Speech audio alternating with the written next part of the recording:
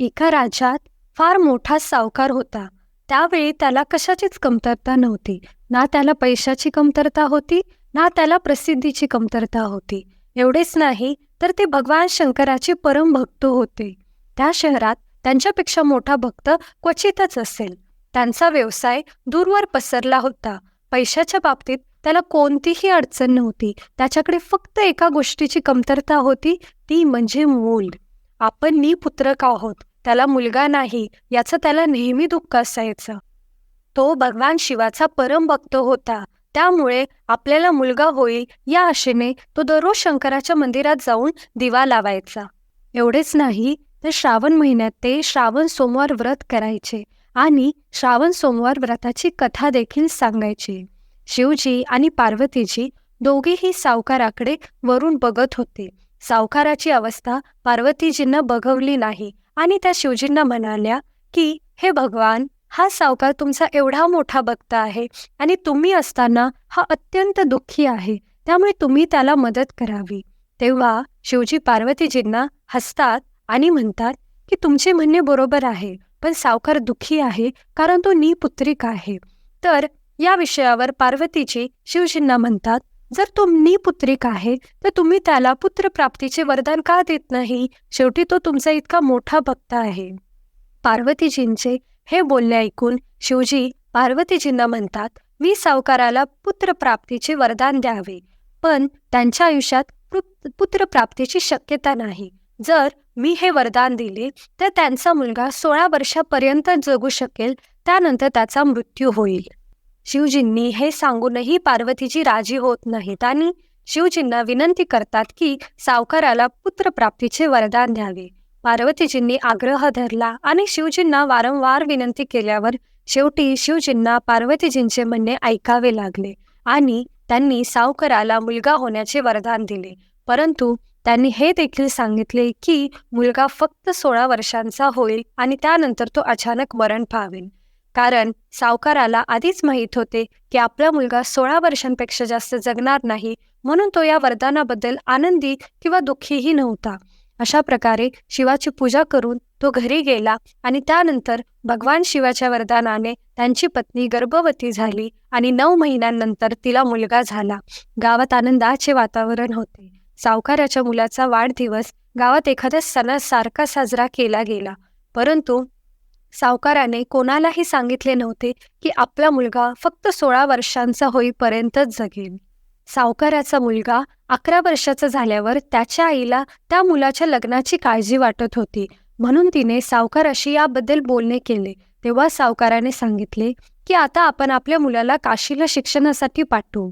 यानंतर सावकाराने आपल्या मुलाच्या मामाला बोलावून खूप पैसे दिले आणि त्याला सांगितले की माझ्या मुलाला काशीला शिक्षणासाठी घेऊन जा. परंतु हे लक्षात ठेवा की तुम्ही काशीला जाताना कुठेही पोहोचलात तरी तुम्ही ज्या ठिकाणी थांबाल त्या ठिकाणी तुम्हाला यज्ञ करावा लागेल आणि ज्या ठिकाणी यज्ञ कराल तेथे ब्राह्मणाला भोजन द्यावे लागेल. असे सांगून सावकार आपल्या मुलाला आणि मामाला एकत्र काशीला पाठवतो.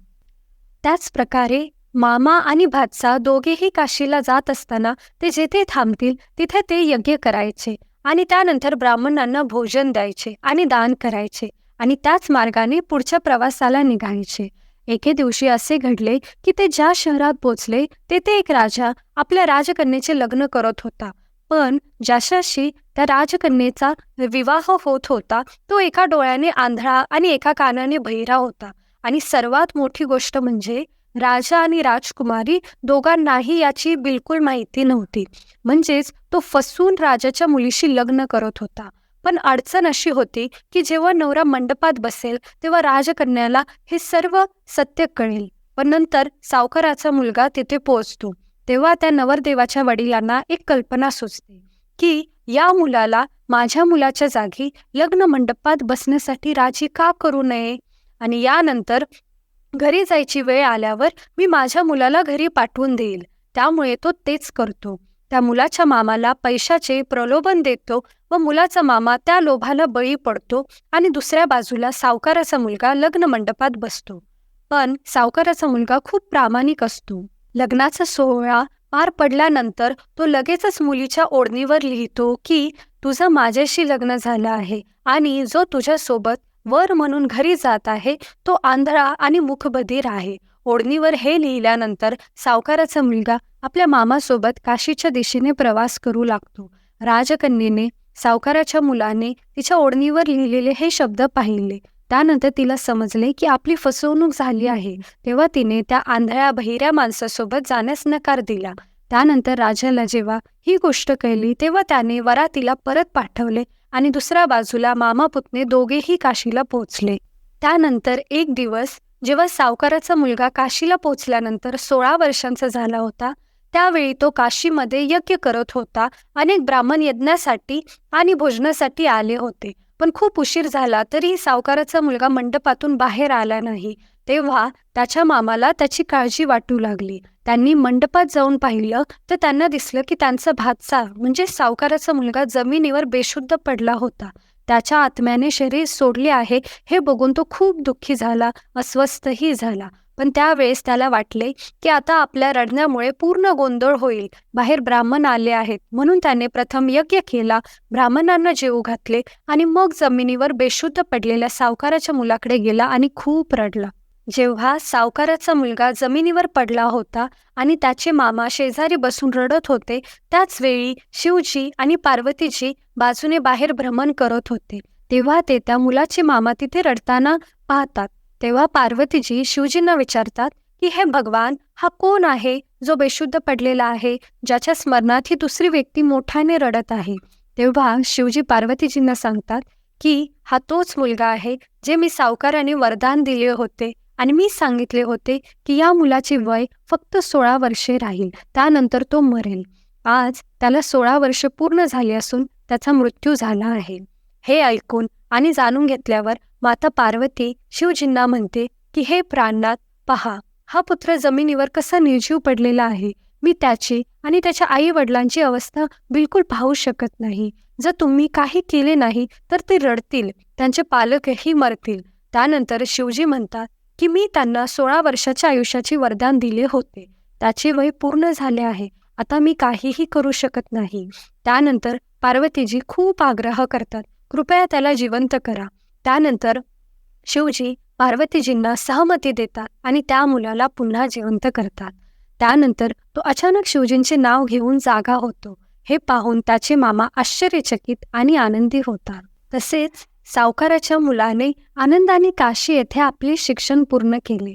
शिक्षण पूर्ण करून तो आपल्या नगरात परतत असताना सावकाराच्या मुलाचे ज्या राजकन्येशी लग्न झाले होते तो त्या नगरात परत आला. तेथे त्याने यज्ञाचे आयोजन केले. जेव्हा राजाला यज्ञाची माहिती मिळाली तेव्हा त्याने सावकाराच्या मुलाला ओळखले की ज्याच्याशी माझ्या मुलीचे लग्न झाले होते तो हाच मुलगा आहे. त्यामुळे राजाने त्या मुलाला आणि त्याच्या मामाला आपल्या महालात बोलावले, त्यांचे स्वागत केले आणि त्यांना भरपूर पैसे आणि कपडे देऊन सावकाराच्या मुलाशी आपल्या प्रिय राजकन्येचे लग्न लावून दिले आणि त्यांना आनंदाने त्यांच्या घरी पाठवले. इकडे मुलाच्या आई वडिलांनी म्हणजे सावकार आणि त्याची बायको यांनी स्वतःला खोलीत कोंडून ठेवलं होतं. त्यांनी काहीही खाल्लं किंवा पिलं नव्हतं.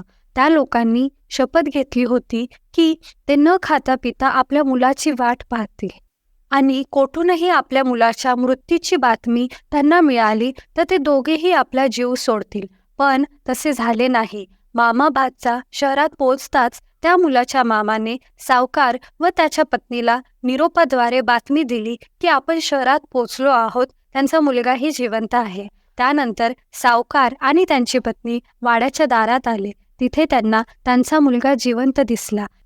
यानंतर दोघेही खूप आनंदी झाले. त्यांच्या आनंदाला पारावार उरला नाही. त्यांनी आनंदाने भगवान शिवाचे आभार मानले आणि मामा आणि भाचा दोघांचेही आनंदाने स्वागत केले. ज्या दिवशी सावकाराचा मुलगा घरी परतला त्या रात्री सावकाराच्या स्वप्नात भगवान शिव स्वतः प्रकट झाले आणि म्हणाले की मी तुझ्या भक्तीने प्रसन्न झालो, कारण तू श्रावण सोमवारचे व्रत खूप भक्तिभावाने करत होता. मी तुमच्या मुलाला दीर्घायुष्याचा आशीर्वाद दिला आहे. हे ऐकून सावकाराला खूप आनंद होतो आणि त्याला समजले की जो कोणी श्रावण सोमवारचे उपवास करतो, शिव आणि पार्वतीजींची पूजा मनोभावे करतो, त्याला मोठे सौभाग्य प्राप्त होते आणि शिवजी आणि पार्वतीजी त्यांची प्रत्येक इच्छा पूर्ण करतात. तर मित्रांनो, श्रावण सोमवार उपवास करताना तुम्ही ही ऐकावी किंवा वाचावी अशी कथा होती. ती ऐकल्याने किंवा पठण केल्याने तुम्हाला सावकाराप्रमाणे मोठे भाग्य लाभते. एवढेच नाही, तर या कथेचे पठण केल्याने तुमची प्रत्येक इच्छा पूर्ण होते. त्यामुळे श्रावण सोमवार व्रताच्या दिवशी भगवान शंकराची पूजा करताना निस्वार्थपणे ही कथा पाठ करा. हर हर महादेव, जय पार्वती देवी माता.